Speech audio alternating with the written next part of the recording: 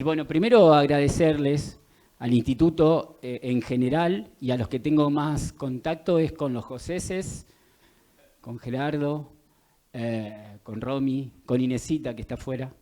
Un placer, la verdad que a mí me pone muy contento participar de estas actividades.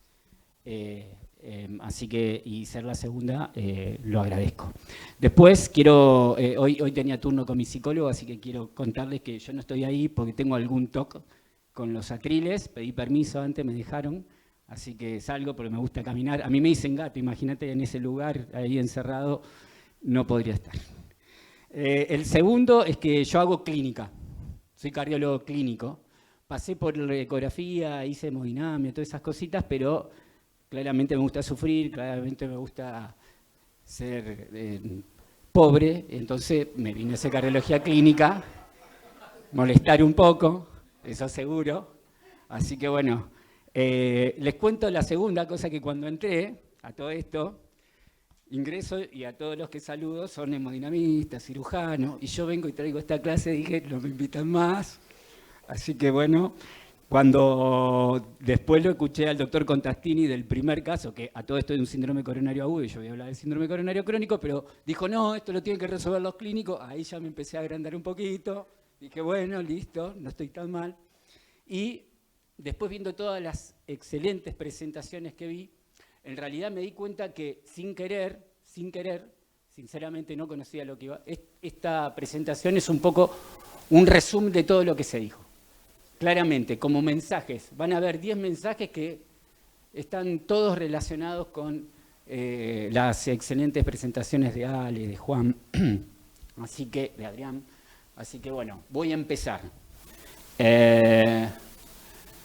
Le puse, son todos iguales. La realidad es que cuando José me invitó, hace 3 o 4 semanas me pidió el título y mandé y después me quedé como con ganas de cambiarlo porque no me pareció que tenía puncha el título, porque en realidad la respuesta es obvia, claro que no son todos iguales. En realidad diría que ningún escenario clínico es igual a otro, aún teniendo el mismo título, porque depende mucho del paciente al cual está ubicado ese síndrome, ese evento, ese síndrome clínico. Bien, así que sí, la respuesta era obvia. Me parece que iba a estar quizás, yo sabía que iba a pasar esto. Vamos. Bueno, no tengo conflicto de interés para esta charla. Dale nomás. Quizás pegaba la primera, quizás rompiendo paradigmas iba a ser un título bastante más atractivo. Es un poco lo que vienen diciendo todos. No sé si es la realidad de lo que pasa. La próxima. Fíjense que desde hace muchos años, diría que más de 60 o 70 años, la única causa o la principal causa que entendemos que genera un síndrome coronario crónico, es la obstrucción, es una placa que genera una obstrucción severa que reduce el flujo coronario, que genera síntomas, y también partiendo de ejemplos o trasladando la información que tenemos del síndrome coronario agudo, creemos que la revascularización no solamente va a resolver su situación clínica, sino que además va a mejorar el pronóstico del paciente. O en síndrome coronario crónico eso no es tan así. E inclusive esta causa es la menos frecuente, como ya se dijo. Pero no va a ser solo un comentario. La próxima.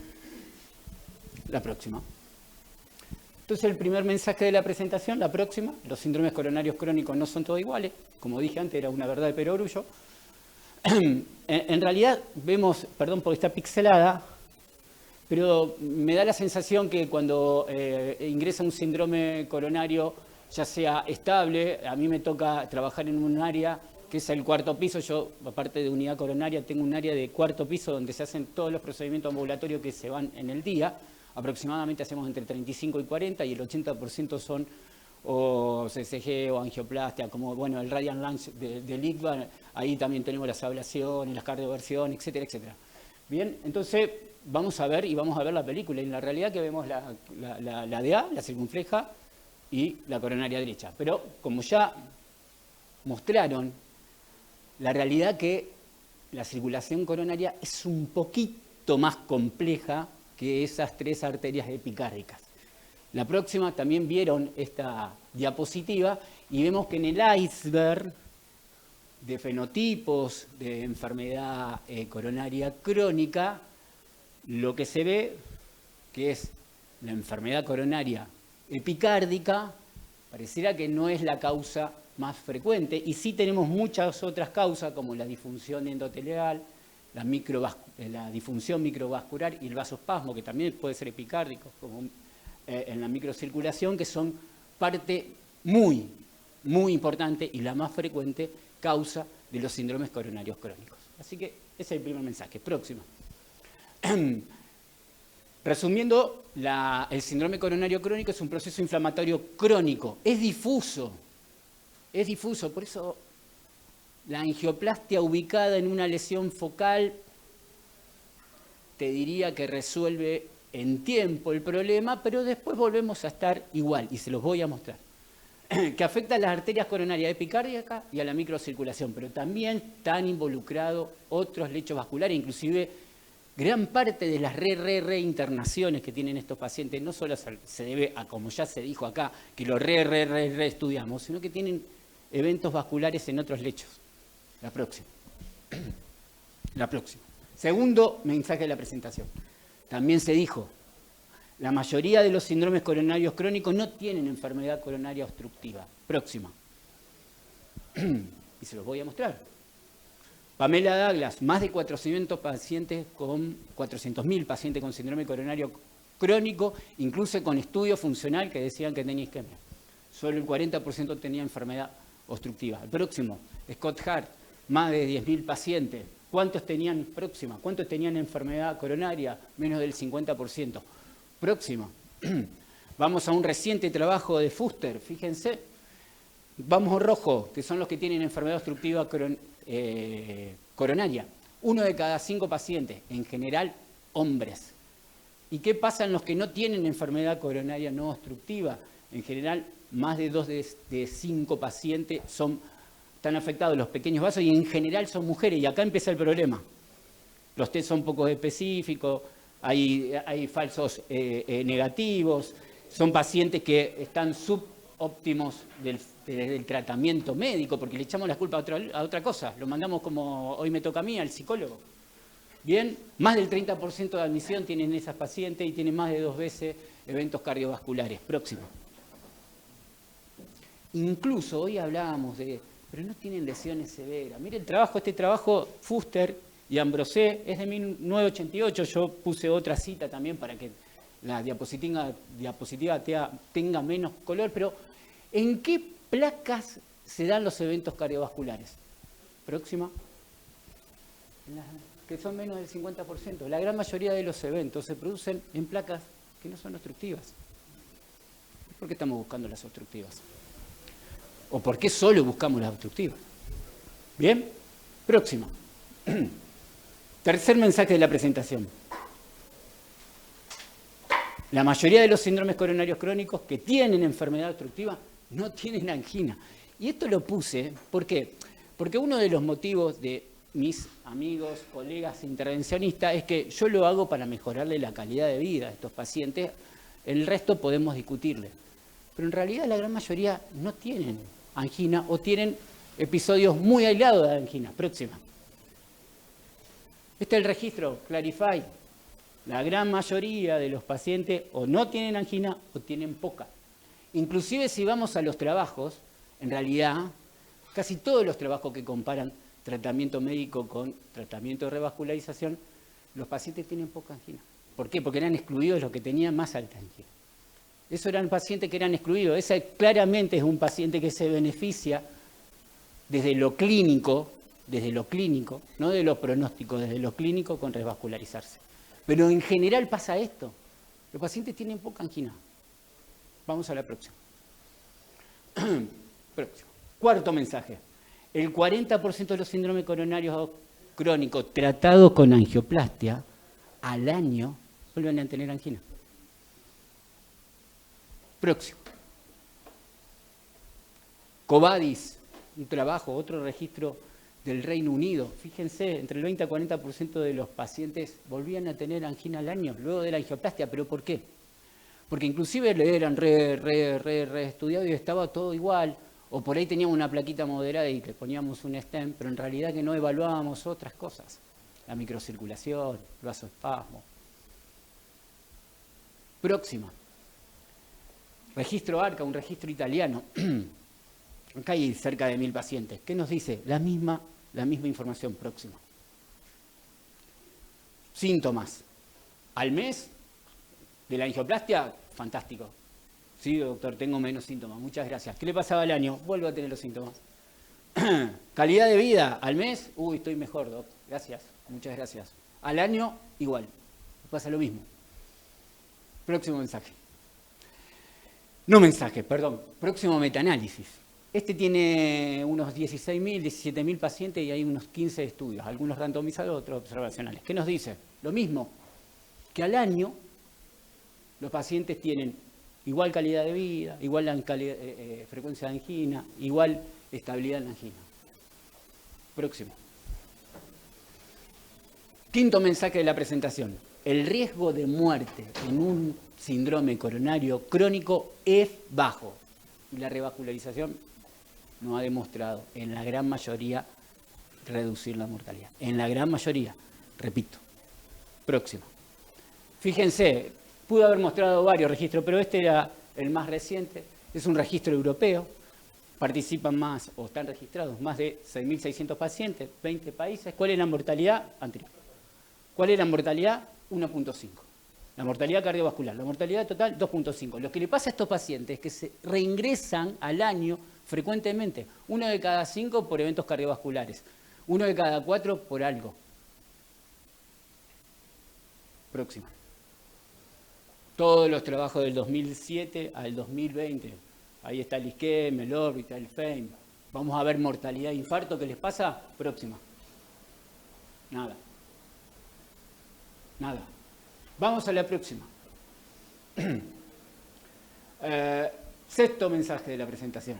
¿Qué aprendimos de la isquemia triangular? Para mí sí aprendimos algo. Próximo. Que no hay que salir corriendo. No hay que angioplastiarlo. Ah, tiene isquemia severa. Ay, vamos rápido. Vamos a hacerle la CSG y hay que... No. Que el tratamiento médico puede ser efectivo. Que claramente el 30% de estos pacientes tuvieron que... Claro, si lo que querían demostrar ellos era la realidad, lo que nos pasaba. Claro que muchos pacientes vuelven a tener angina, pero tratemos de dar un tratamiento médico adecuado. Y no solamente tiene que ser farmacológico. No escuché hablar de rehabilitación. Algo sí, ahí vi que no hablamos. De rehabilitación. Es parte sumamente importante. No solamente porque lo hace caminar, correr, trotar, hacer abdominales, sino porque además justamente esos médicos son los que más prestan atención a si está cumpliendo con la medicación, con la dieta. Próximo. Esto es un poco de la información que ya teníamos de isquemia. En el CURAS también sabíamos que si el paciente tenía isquemia moderada o severa, también el tratamiento médico puede, podemos, y esperemos. No es que tampoco es una semana, yo le voy a contar a eso, no es una semana. No son 2, son meses. ¿Es un camino largo? ¿Es un camino tedioso para el clínico? Claro que sí. Con 15 minutos que tenemos de consultorio, por lo menos lo que me pasa en mi institución, y a veces es duro. Claro que sí. Pero hay que darle una oportunidad al tratamiento médico. No estoy tratando de convencerlo de que no va a la revascularización. Claro que va a la revascularización, pero claro que sí. Pero ahí es un grupo y pequeño de pacientes que deben revascularizar. Primero hay que hacer muchas cosas. Y el trabajo es arduo. Volvamos a la próxima. Séptimo mensaje de la presentación. Bueno, lo que vimos que ¿qué tenemos con un paciente? Bueno, esto hay que evaluar del paciente. Bueno, ¿cuál es la gravedad de sus síntomas? Porque dijimos, los pacientes que tenían angina y eso imposibilitaba su vida, claro que se tienen que revascularizar. Claro que es importante la calidad de vida. Claro que ese paciente si se mueve y está con angina hay que hacer algo. Que esta señora que después tuvo un síndrome coronario agudo, previamente que era crónica, claro que había que mejorar la calidad de vida. Había que mejorarle también algunas cositas que tenía previamente, pero claro que hay que mejorar la calidad de vida. ¿Bien? Confirmar la presencia y extensión de la enfermedad. Pareciera, y eso podemos entrar en discusión, que el que pone acá el pronóstico, o uno de los pronósticos, o por lo menos la isquemia, dijimos, es, y en el isquemia, y en todos los trabajos que evalúan eso, es que la carga anatómica, la carga aterosclerótica, es el pronóstico más importante. Próximo. Esto de acá, de Sacasia, hace una semana lo vi. Había otra diapositiva. Acá empezó por la anatomía. Para mí, en realidad, y creo que después también se dijo eso, si empezamos con algo funcional o empezamos, yo creo que es con todo, así como tratamiento médico más revascularización, creo que es funcionalidad, anatomía, creo que es característica de placa, creo que es mucho, si puedo hacer todo eso, fantástico. Dice, no voy viendo cómo lo puedo solucionar, pero siempre está el tratamiento médico, fíjense, siempre está el tratamiento médico. Óptimo, y vamos a hablar de eso. Próximo. Octavo mensaje de la presentación. ¿Qué pacientes con crónicos se benefician de la revascularización? No hay duda en eso.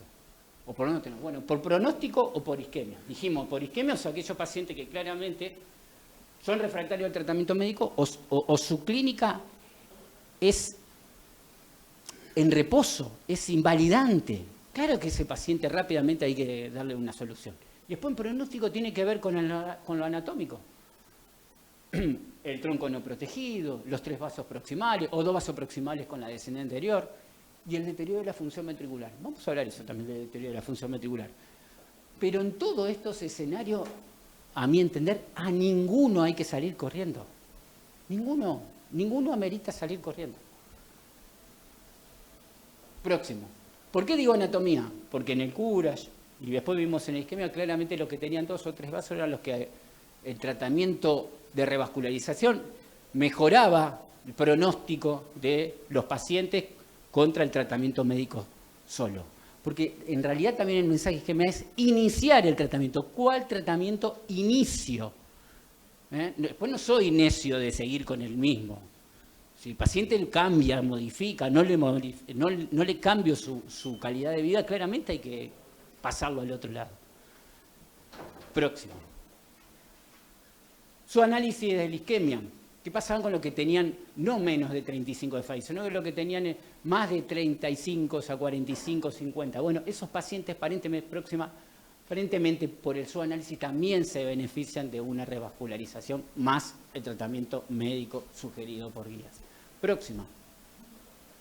¿Qué pasa en los pacientes que tienen miocardiopatía isquémico-necrótica? O sea, que tienen la FEI menor de 35. ¿Por qué digo parada? Paremos también un poquito. A ver, la próxima. Miren, ahí estamos. Todos los trabajos, Stitch, Hart, PAR, Revive, vamos al Stitch y al Revive, ¿no? Recuerden, el Stitch tiene un seguimiento inicial de 5 años. No le había dado nada hasta ahí.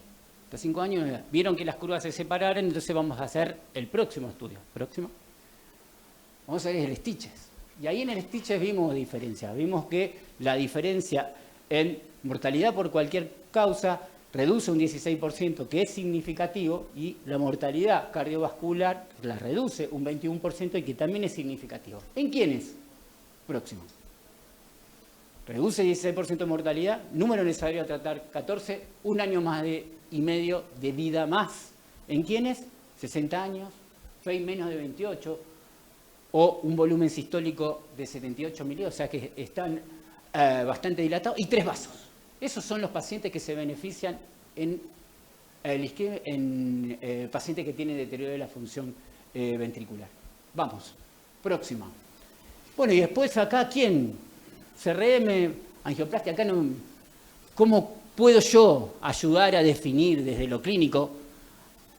Así lo dijo Contastini, que tengo que estar yo dirigiendo. ¿Cómo puedo yo dirigir, a ver dónde voy, después que hice todo el tratamiento médico en pacientes que o lo revascularizo por anatomía, por riesgo, por pronóstico o porque está sintomático? Bueno, calculo un SINTAX, veo su edad que tiene, veo el riesgo que tiene de la cirugía, y está claro que, por lo que vi ahí, en estos trabajos, quizás van a decir Revive necesita un poquito de tiempo, así como lo necesitó Stitch, Revive también vamos a darle un poquito de tiempo, porque quizás las curvas de ahí se separan.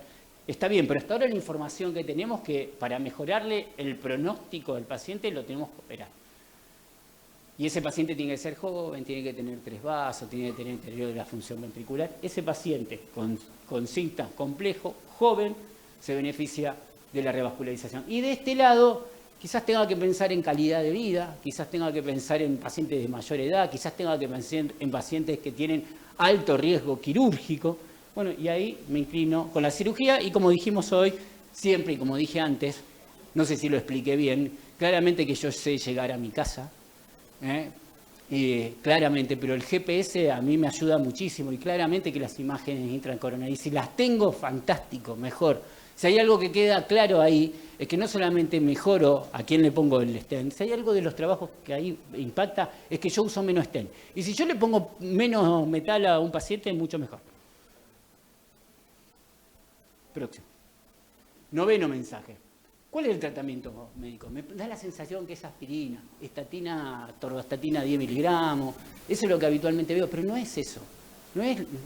Está mal, está incompleto, está muy incompleto, es mucho más complejo. Y mucho más complejo porque además, repito, no hablamos hoy de rehabilitación y es sumamente importante la rehabilitación, sumamente importante y tiene que estar presente. Pero además hay otras drogas, bloqueantes cálcicos. Bueno, los que tenemos nosotros, trimetazidina y bavardina, podemos usarlas también como antiginosos para controlar la frecuencia cardíaca. Claro que es mucho más. El punto es, hoy dijeron, bueno, en Argentina. No es en Argentina solo. Vamos a la siguiente. 1 de cada 2 pacientes, el 50% de los pacientes, el 50% no recibe los tratamientos que aconsejan la guía. La mitad. Tengo más datos. Vamos. Obvio que tengo más datos. Este es el registro que mencioné anteriormente cuando hablamos de mortalidad. ¿Qué dice el registro? Interesante. Miren,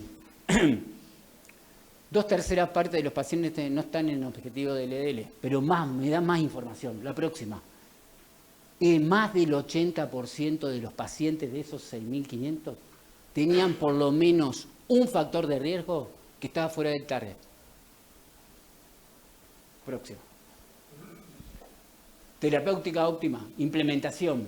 Más allá de todo, o sea, de todo lo que tenemos ahora acá, que se mencionó, de estatinas, no solamente de estatina, ahora tenemos vampedónico, ahora tenemos ácido eicosanoico, tenemos los inyectables. Para lograr LDL tenemos muchas herramientas, tenemos las metabólicas, tenemos la inflamación, hay mucha herramienta farmacológica para ofrecerla al paciente.